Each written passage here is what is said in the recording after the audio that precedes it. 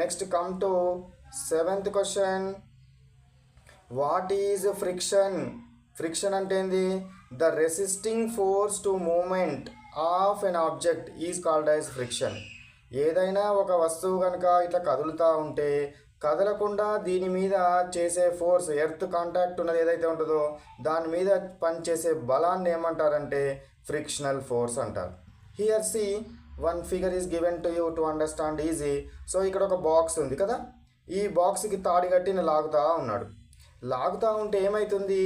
ఈ బాక్స్ కనుక ఇటువైపు కనుక మూవ్ అవుతూ ఉంటే ఫ్రిక్షనల్ ఫోర్స్ ఏమవుతుంది? ఈ బాక్స్ని ఇటువైపు దీని మీద ఇటువైపు బలాన్ని పనిచేసి ఇది ఇటువైపు రాకుండా, ఫ్రంట్ సైడ్కి రాకుండా ఇది ఈ ఆపోజిట్ సైడ్లో పనిచేసే ఫోర్స్ ఏదైతే ఉందో this force is called as frictional force.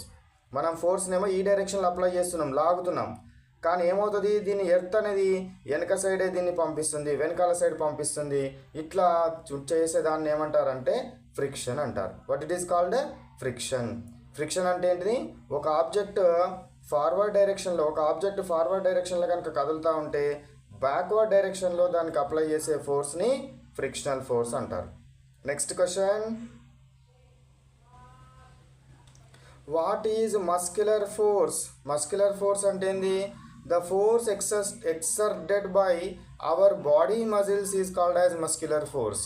Muscular force అంటే మన బాడీ మజిల్స్ అప్లై చేసే ఫోర్స్ని ఏమంటారు? మస్క్యులర్ ఫోర్స్ అంటారు.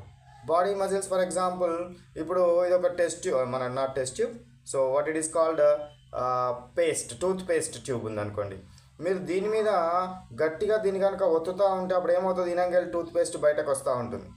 ఇప్పుడు మీరు దీని మీద ఈ ఒత్తే ఫోర్స్ ఏదైతే ఉంటుందో మీ చెయ్యి యొక్క వేళ్ళను ఉపయోగించే, మజిల్స్ని ఉపయోగించే దీన్ని ఒత్తుతూ ఉంటారు. కాబట్టి ఈ ఫోర్స్ని ఏమంటారు? మస్క్యులర్ ఫోర్స్ అంటారు. ఏమంటారు? Muscular force.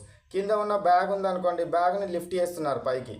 అప్పుడు లిఫ్ట్ చేస్తున్నప్పుడు మీ చేతితోటి దాన్ని పైకి లాగుతూ ఉన్నారు, చేతి వేళ్ళలో ఉన్న మజిల్స్ని ఉపయోగించి లాగుతూ ఉన్నారు. కాబట్టి it is muscular force.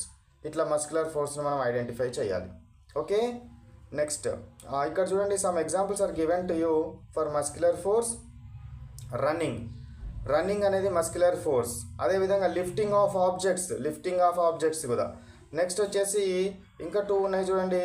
Pushing of objects, అదేవిధంగా థ్రోయింగ్ ఆఫ్ ఆబ్జెక్ట్స్. ఇవన్నీ కూడా these are all are what belongs to examples for muscular force. Muscular ఫోర్స్కి ఎగ్జాంపుల్స్. ఓకేనా? Right. Next come to 9th question. What is gravity? Gravity అంటే ఏంది? The earth pulling force of an object is called as gravity. The earth pulling force of an object is called as what? Gravity. ఏమంటారు దాన్ని? Gravity అని అనడము జరుగుతుంది. భూమి తన వైపుకు ఆకర్షించుకునే శక్తి ఏదైతే ఉంటుందో దీన్ని గ్రావిటీ అంటారు. For example here we see, so ఇక్కడ చెట్టు ఉంది కదా, ఈ చెట్టులో ఉన్న పళ్ళు ఏదైతే ఉంటుందో దీని నుంచి రాలింది అనుకోండి, కిందికి రాలింది అనుకోండి, ఇక్కడ రాలిపోయింది అనుకోండి, ఇది పైకి గాలిలోకి పోతుందా? పోదు. భూమి తన వైపుకి ఈ పండును అట్రాక్ట్ చేసుకుంటుంది. ఇట్లా ఈ అట్రాక్ట్ చేసుకునే ఫోర్స్ ఏదైతే ఉందో this force is termed as what? Gravity. ఈ ఫోర్స్ని ఏమంటారా? గ్రావిటీ అంటారు. This force is called as what? Gravity.